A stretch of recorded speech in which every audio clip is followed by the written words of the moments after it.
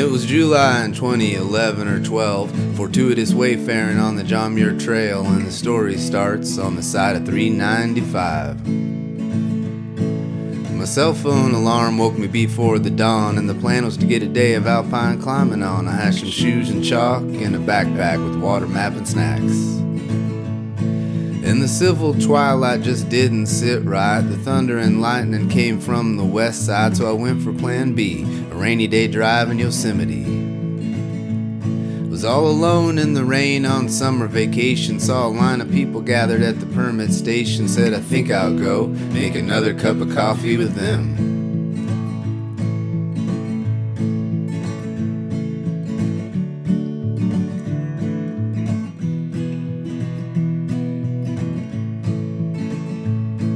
Pulled out my stove, my umbrella, then I got approached by a Gore-Tex fella. He said, I better hurry, the ranger's about to open the door.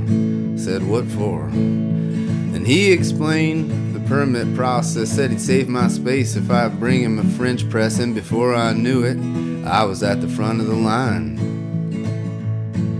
Well, the ranger said, where you wanna go? I said, I don't know, Mammoth, I suppose. She said, there's one spot left, consider yourself lucky. Get on the John Muir Trail, hike all the way to Mount Whitney. The ranger asked, how long do you need? I said, about 10 days. She said, you got 3 weeks. So I packed up my gear, I got on the trail, I didn't look at the map, and then I got lost in the dark. So in the deep of the night in Lyell Fork Canyon, red and green glowing eyes were my only companion. I worked my way to the base of Donahue Pass. Sleeping under a tarp designed by Ray Jardine, moonshine, Algene, skills sewing machine. Got up to take a leak and it was like I was in a darn planetarium. Walked up to Donahue Ridge around sunrise, and there was smoke permeating the view of the sky and Mount Banner from my next campsite, Thousand Island Lake.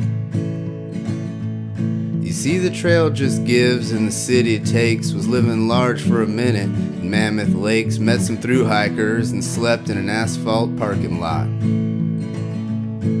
Got back on the trail with a foil-wrapped calzone. 3 days of food, 6 days to go. Making coffee in the morning up at Silver Pass Lake.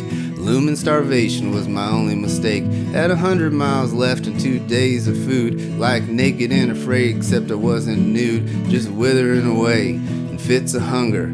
And even the mosquitoes were passing me over. I was miles from my next resupply location. The Muir Trail Ranch was my only salvation, and the hiker's box free food that others had discarded, shared with the unprepared, hold it highly regarded. And the hot spring breeze reflected off the trees, complimentary oatmeal and batteries, neath the smell of horse apples, bug spray, strawberries and cream.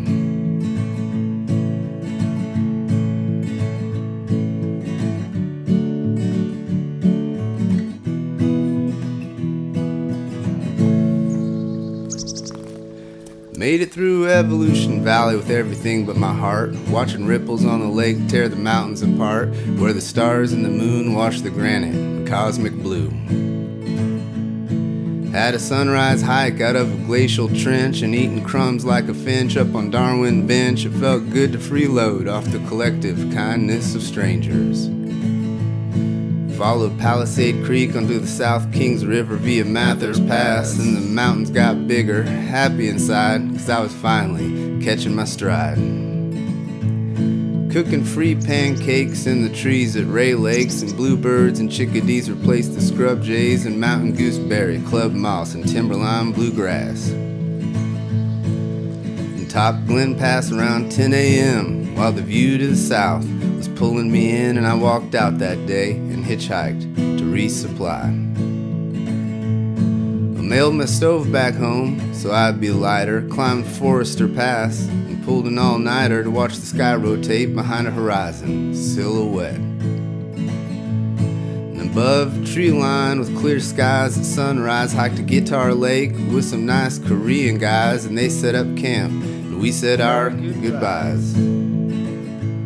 Well, Mount Whitney shined like a granite gem. I passed Trail Crest by 5 p.m. and me and the marmot had the summit all to ourselves.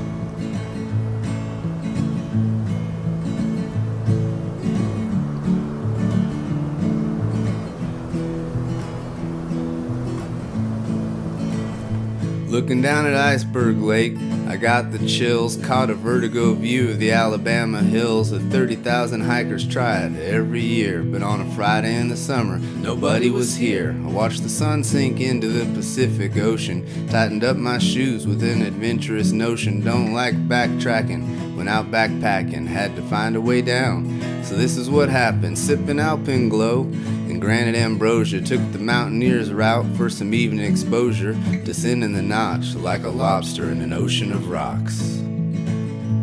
It was a delicate dance on silicone dioxide, staying out of the choss and avoiding a rock slide. Caught my breath on the shores of that Iceberg Lake. With the view of the valley, making the last night's bed, caught the smell of wag bags, had a mouse on my head as an indication of the proximity of civilization. So I hiked on in to the Portal store and tried to buy a souvenir, and then I thought, what for? The things that I needed, I carried with me all along. So I was thumbing my way up 395. I made a friend from a stranger, which seemed about right, and we found ourselves making coffee in the spot where the story began. So picked up my car from the permit station, lit up by the sheriff for expired registration. I was better off dealing with rock slides, lightning, and bears. Well, there's shoes and paddles, and wheels and sails, and the understated joy of wilderness trails, and wondering what's up ahead around the bend.